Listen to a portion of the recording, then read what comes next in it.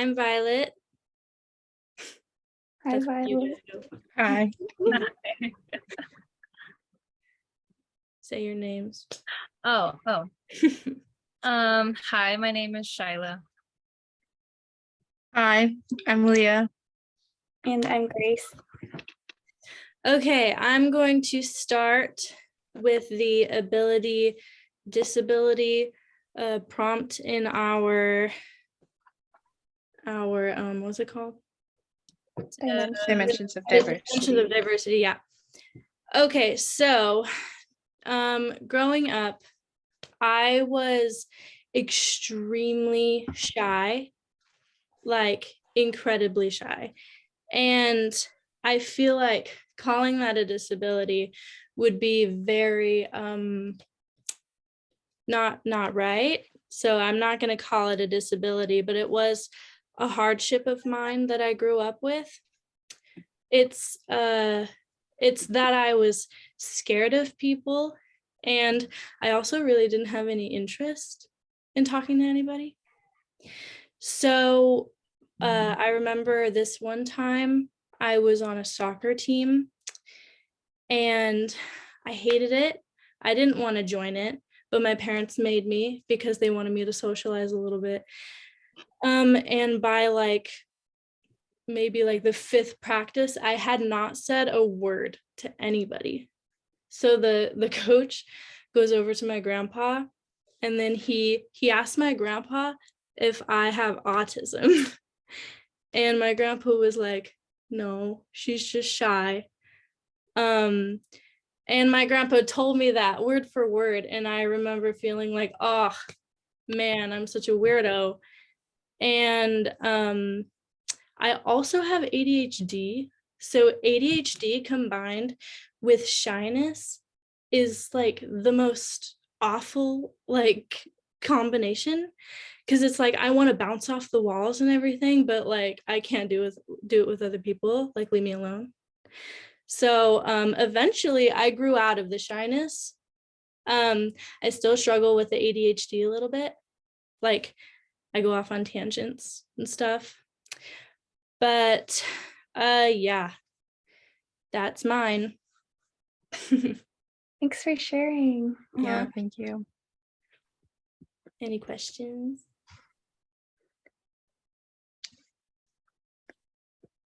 So you mentioned, sorry.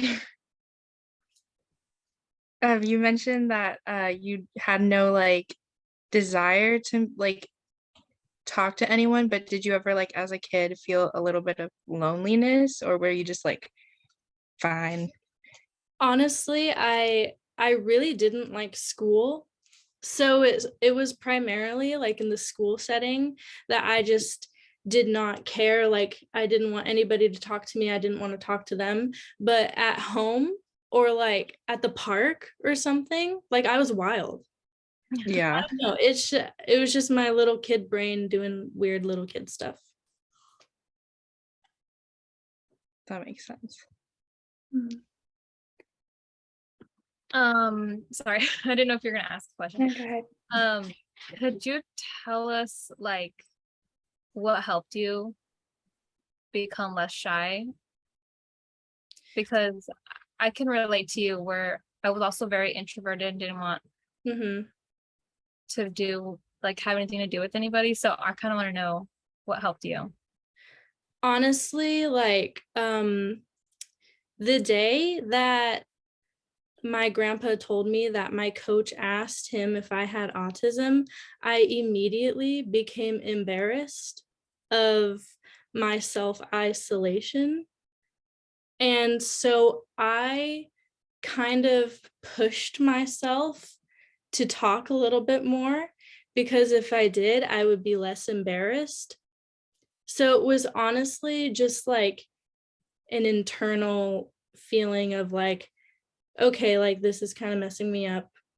Let me try something else. Yeah, I didn't really have any tactics or anything, but I just full sent it. Yeah, my question, I guess, is you mentioned that you have ADHD. How does that impact your life like today too? Um, it's very difficult, especially like the procrastination part. It's not that I like try to procrastinate, it's just that I like genuinely forget, because there's just so many things that I feel like I have to do, or that I look at in like a span of 30 seconds. So it's just focusing on one thing, like, so difficult. I work in a classroom, and I feel like that's a pretty good environment for me, because like my brain is like children's brains, like they can't focus on one thing at a time. So like we move like this to different activities, and it's really great, honestly. It's really cool. Okay, who wants to go next? I don't mind going next. Okay, Leia, take it away. Okay. So I'm going to be doing the gender dimensions of diversity page, and this talks about when I was like around 11 years old. I remember this moment like very distinctly, and it was a conversation, almost intervention like, with my mom and my godmother, Christy. And so this was around the age where I was like going through puberty and, you know, developing on the chest. And so I really hated, like for me as a kid, when I was going through that, I really hated the way my body was changing.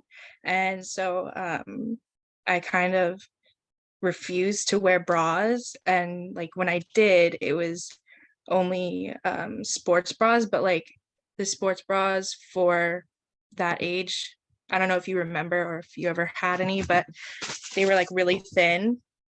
And so they didn't really do anything at all.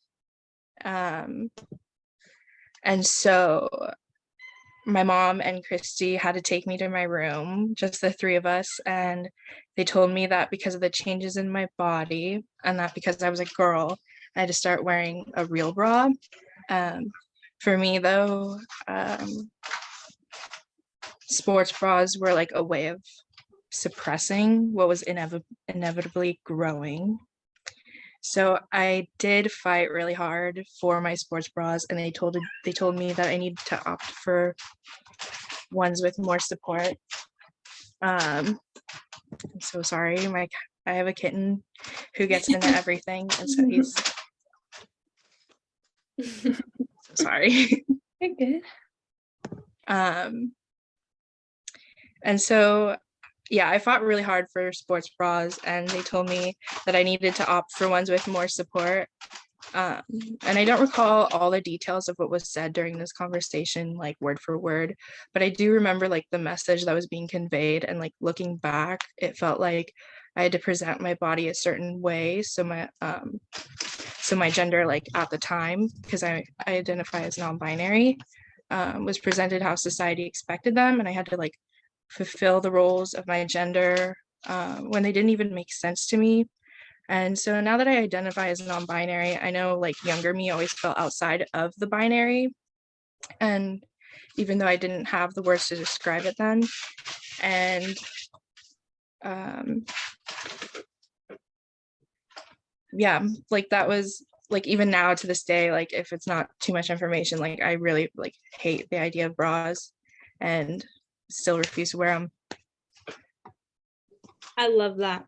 Yeah. Thank you. The same. I grew up wearing sports bras all my life. I do not own a single like regular bra. Yeah. My question to you, if I can ask this, Mhm. how does how did your family respond? Or like you told your family about the coming out. Mhm. I have like a really small like family here in like the US. So it's like it's my mom and my grandma, and then my uncle. I haven't come out to my uncle because he's Filipino, and he's like from the Philippines, and he like immigrated over here. So I just feel like it's like a conversation that really wouldn't make sense to him. Mhm. When I came out to my mom, I came out to my mom and my grandma at the same time, and it was a little emotional, like for all of us, but it was confusing. I think to this day they still like don't really understand it. And for me, like also being like I try not to like cause problems, so I don't really like stand up for myself when I get misgendered, so I kind of like just don't push it, because I feel like if it were my mom and my grandma, they would get a little emotional about it, and it just wouldn't go out the way, like it wouldn't plan out the way I would like it to. So they know, they kind of get it, but they also, like, being their generation, they don't understand it, and so it's really hard to like reinforce that. But they didn't have any like negativity like things, because my mom and I are both like in the LGBTQ community, so it wasn't like a too much of like a terrifying thing to do. Yeah. Mm, Thank you for sharing. Yeah. yeah. Anybody else have questions? So my family is Hispanic. So kind of like what you were saying about your uncle, it's a little hard to have a conversation with older generations who don't really like need to like don't feel the need to address those types of things. Yeah. And my brother, he is non-binary and he came out to my sister before me. And I Mhm. don't know why, because he and I are like closer than he and she are, or than they were. And I guess my question is, what's the best advice that you could give me? Because I don't want to like push him into telling me, Mhm. but just in a way that I can let him know like that I love him regardless, or love them regardless. Yeah. Well, for me, and I've seen a lot of other people who are like LGBTQ, like gender non-conforming, trans, and all that. The best thing you could do for like us is to take some time to like look into what non-binary is, or like what it is that they have come out as, and like put in the work, and like get yourself motivated to get like put in the work and educate yourself. Because I don't mind like helping people out or like teaching people, but some people say that like it takes a lot of the emotional stress off to like have somebody who's close to them kind of like teach themselves and understand them better, and that way you can like just come to them and like have like if they are comfortable having conversations and stuff like that, you kind of know how to navigate the conversations with them. Okay. Thank you. Yeah. My question is, how does identifying as non-binary affect maybe the way that like school or work for you, or interactions with people? Yeah, that like it's a pretty huge like thing, because like there are certain places and environments where I feel like my identity isn't gonna like matter, if that makes sense. Not to like be like it's not a pity party type of way, but it's like, is it like worth the effort? It's like it's a definitely a journey for me. So it's like, is it worth the effort to, and like will it be reciprocated well? Like I don't know these people, I don't know their political like or like just beliefs in general. So I don't know if it's like safe. Kind of takes me like when I worked at Starbucks, for example, like I knew like that environment was a good way, like a good place to come out in and like come out to my coworkers, because they have like the pins and stuff with like pronouns and all of that. And like I wasn't like the only person who was like non-binary or trans or like LGBTQ, but for like previous jobs, I just really wasn't like sure where that stood, and like where my identity, where I could be safe to come out. There was like when I worked at Barnes and Noble, this was like when I first came out as non-binary, so this was a couple years ago. I tried to come out and I would just like get misgendered constantly. And I would try and correct them, but like they'd just be like, oh yeah, and then like continue to misgender. So it's like I'll face that type of situation, and then like I have to analyze the environment and stuff like that. And so that is something that I think about a lot and how it affects me. I have a bonus question. Yeah. Does it help, let's say, like you're out with your friends, when somebody genders you, is it helpful or not helpful if your friend were to correct them? Oh, for Whether, me, like, absolutely. Okay. Yeah, that's like a very like a huge act of like love, I guess. For me, I would feel very seen by my friends and like very understood. But I guess like I kind of mentioned earlier, I have to like also assess the situation and see if like it's the type of environment, you know? So I guess like you could also like just communicate with your friends too, because everyone's different at the same time, you know? You can communicate with them and ask them if that's something that they would like for you to do. Thank you. Yeah. Thank you for your questions too. Those are all really great. Wants to Yeah, go thanks next. so much. Okay. I also chose gender. And when writing about this, the one like situation that would come to mind is when I tried to try out for the soccer team. I really wasn't into sports or groups in school as it was. I didn't have many friends, so this was something out of the normal for me. And I did this and I went home and I was really excited about it. And my dad had like completely like suppressed the idea of even being in a team, I guess.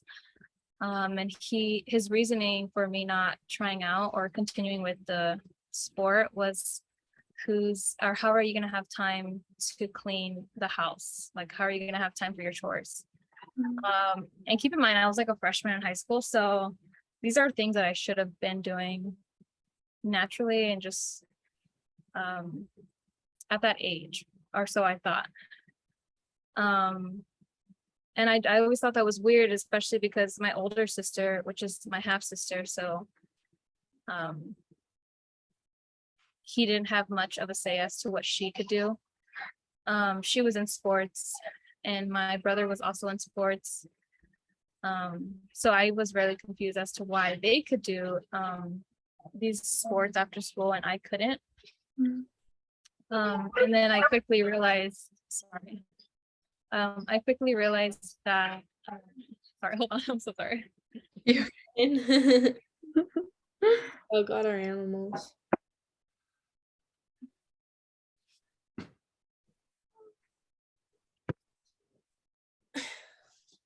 Oh yeah, the cat too. Oh, so cute. What are your cat's names? Her name's Bella after Twilight. Oh, Back. Right, my dog was getting excited.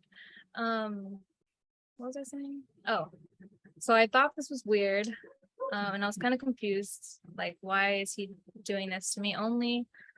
And then as time went on, he tried teaching me how to cook, which is normal, you know.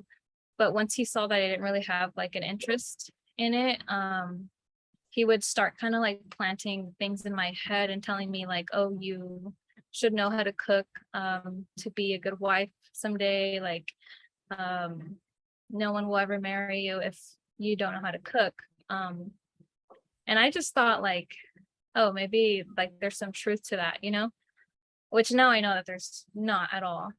And I just always thought this was something weird that like a parent would tell their own child, just because it really made me feel out of place, not only like at home, but in school, because then I would see other girls like interested in things that I should have been interested in, doing things that I would like to do, but I couldn't because, you know, things that were expected of me because of my gender. And I am Hispanic, so a lot of that too has to do with my culture, where it's like the women should be the ones cleaning and should be the ones cooking, and essentially just the ones at home doing those basic things. And what else? Sorry, I'm reading. And I kind of wish that back then it was a little bit more easy to talk to my dad about that and kind of explain to him how I wish I could take back those years and learn who I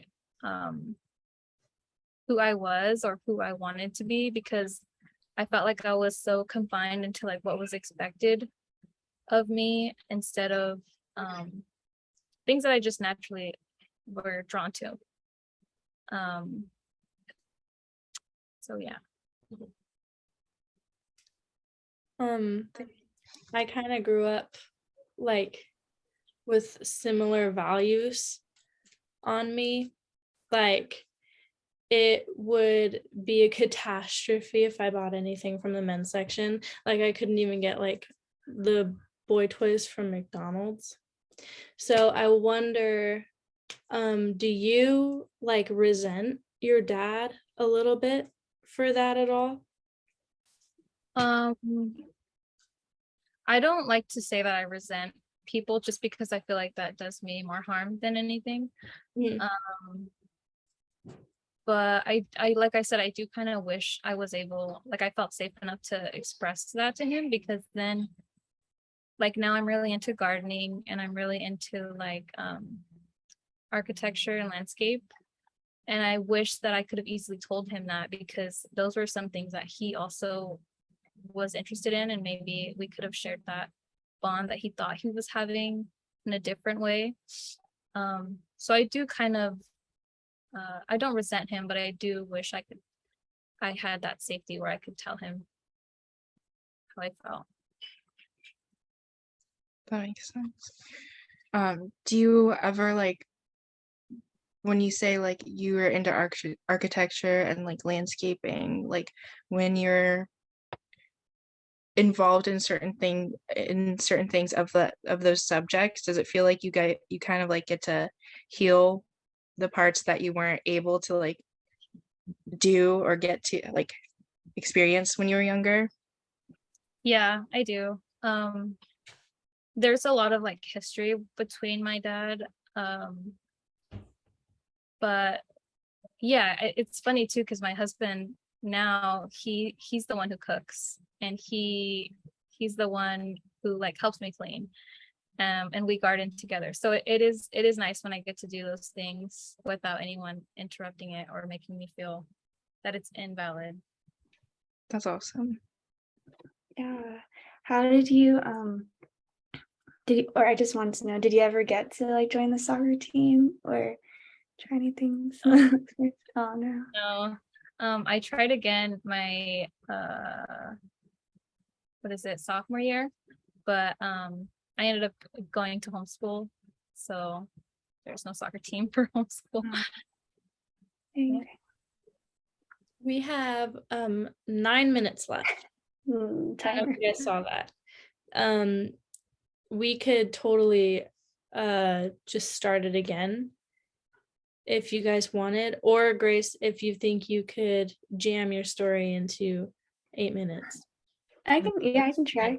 Okay. For sure. So yeah, my name's Grace, and I'll share about the like race, ethnicity, nationality. So I identify as Taiwanese American. So both of my parents were born in Taiwan and moved here in their 20s. But I was born and raised like here in California, in San Jose, like in the Bay Area. And I think it's been like really interesting, the difference of cultures, and also in this class, like reading about how there's more, I forget the term, but like kind of like more independence focused cultures like in America versus in like Asian cultures and different cultures like that. It's more like about the community and everyone together and that sort of aspect. Um, so I feel like I'm grateful to be born here and just experiencing a lot of like different freedoms that aren't available in different countries, or opportunities that are available here rather than in Taiwan where my parents grew up and everything. But it's definitely been, I think, challenging in our relationship, my relationship with my parents, because we're from these different cultures and like different generations, and the way that I see the world or experience here is so different from what they grew up in. It's like, for example, I think my parents grew up in like a more like poor environment too in Taiwan and here. So that's why like they moved to America for opportunities and work. And they're very focused on like education and having like really good pay and things like that. But for me, I think since I grew up in like a stable, financially like middle class sort of home, it's not really my focus as much to like move to another country or to get a really high paying job, but more to like help people or be able to do something I'm passionate about. And I think my race and ethnicity has impacted the way I perceive myself and just different stereotypes that are out there. And I feel like, for example, like Asians being good at math or something, or things like being more like soft spoken or reserved. I think I might fall into some stereotypes, but sometimes I want to not be like a stereotype or be more than just like my race or ethnicity. I think especially going like in slow area, it's like more predominantly white and different cultures. I feel like sometimes people just see me as like, oh, that's like the Asian girl in the group or something. But to be seen as more than just like how I look or the race and culture or ethnicity that I am. Yeah. It's been okay. Thank you. It makes a lot of sense. Yeah. Oh, sorry. You go, Leah. Okay. I was just wondering, because I have like an Asian background, and so we have like similar, like the like making sure you do well and stuff like that.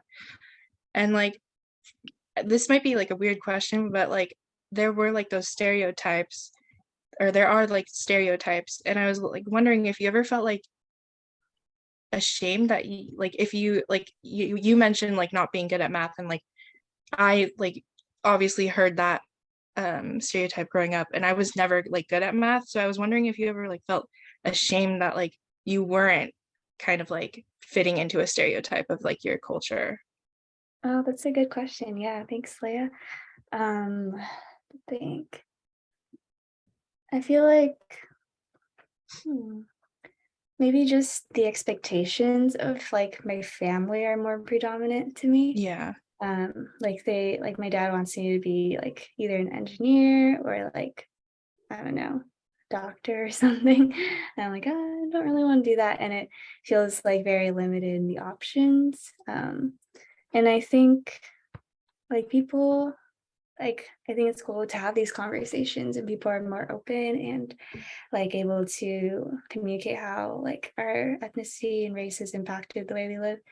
Um, but I feel like it's definitely like I went to Cal Poly, and it's definitely like in all the classes, especially I took like a entrepreneurship class, like it was mostly like white men. And I was like, oh, I think there's not that many like Taiwanese women leaders, even in like businesses or different things. So it just feels like less achievable sometimes um, in that way. Yeah. I get that. Yeah. Is there anything that you wish that other races, but like mainly like white people, knew like about how to, I guess, respect your culture and all that? Yeah. I think it's always like, to me at least, can't speak for like everyone or anything, but just like asking questions and being curious rather than, I was in like a group of people, like friends and stuff, but I felt like I couldn't talk about my culture at all because it'd be like looked down upon or weird or people couldn't relate. But when I'm around people who are like curious and asking questions, it makes me feel like safer or included or able to bring like more of me to the table. Yeah. Thanks for asking that. I like, or thank you for sharing, first of all. But could you tell us something, maybe like, I know there's stereotypes like you were saying, but is there something out there that you can think of that most people like look past, like something you wish Taiwanese people, I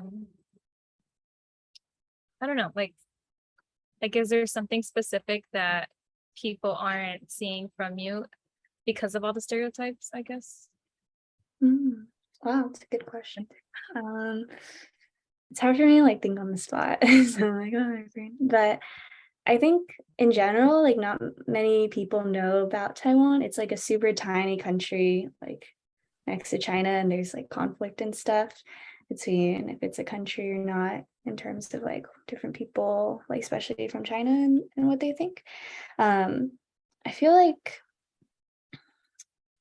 I think it's helpful just sharing about how this has impacted my life and maybe the way that it has been challenging in some ways to be like Asian American and feeling limited in that way, or also with like the hate crimes and stuff in the pandemic. That was kind of scary, well, especially for like my friends and community and family members. But yeah, sorry, my brain's like going, I don't know exactly if I'm answering your question. Oh yeah, yeah. But yeah, I think like Taiwan's super small, so not that many people know about it. So it'd be cool if like I could share with people different things about Taiwan. Yeah. Thank you.